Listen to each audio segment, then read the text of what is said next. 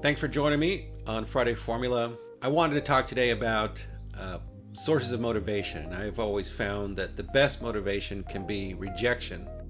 And I wanted to use the example of Rowan Atkinson, who you may remember growing up as Mr. Bean. Rejection is an unavoidable part of life for business owners, brokers, entrepreneurs, artists.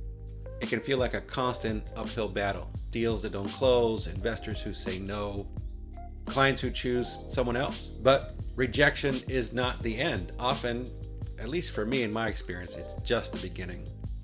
So take Rowan Atkinson's story. He was known globally, or is known globally, as Mr. Bean. And he really isn't the Hollywood type, right? He struggled with a stutter. He was bullied for his looks and was repeatedly rejected by TV executives. But instead of giving up, he doubled down on what made him unique.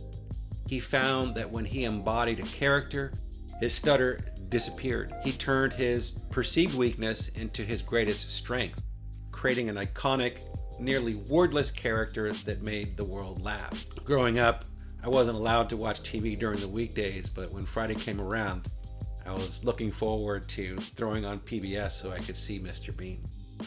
So how does this apply to business? Well, rejection is feedback, not failure. So every no is an opportunity to refine your approach.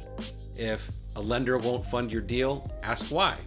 If a client chooses somebody else instead of you, learn what matters most to them. Lean into your strengths. Rowan's success didn't come from trying to be a traditional actor.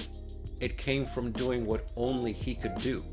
So differentiation is everything. You find your unique value and own it. Sometimes you hear in business, the riches are in the niches. So instead of trying to be everything for everyone, you focus on that particular niche in an industry, whether it's healthcare or multifamily properties and commercial real estate or whatever it is. That way everybody knows that when they call you, they know that you're that specialist in that particular industry. Next is that persistence definitely pays off. Atkinson, he could have quit after his first rejection, but instead he adapted, he created his own opportunities, and ultimately became a legend. And a lot of times for people who are business owners, entrepreneurs, brokers, you are the producer. You are the one who wakes up every morning unemployed, knowing that nobody's coming to save you, nobody's coming to help you. You're the one that has to pick up the phone or build those relationships or do whatever's required to generate revenue. So whether you're raising capital, negotiating deals, or building a business, persistence separates those who make it from those who don't. Success doesn't come from perfect conditions. It comes from making the most of what you have and executing better than anybody else. So, how have you turned a rejection into a win in your business?